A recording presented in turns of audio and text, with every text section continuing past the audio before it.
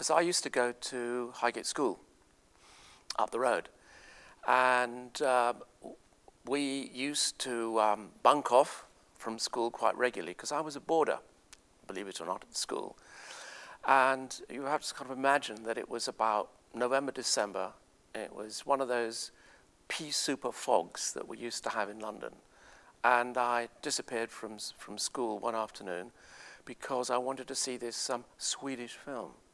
I was about 14 or 15, and Swedish films were the thing to see. So I came down here and got in, and it was The Seventh Seal by Ingmar Bergman, which wasn't exactly the Swedish film that I had in mind, but it was overwhelming. I was absolutely staggered by what I saw, and it was just seared all the images in my mind. So I left here about 5 o'clock in this pea super to walk back to school, because we had to be there for tea at 6 or something like that. And on the way back, I was spotted by my housemaster.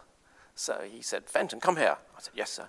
He said, "What are you doing out of school?" I said, "Well, I've been to the cinema, sir." He said, "Well, you shouldn't be in the cinema." He said to me, "What have you seen?" I said, "Well, I've seen a foreign film about chess."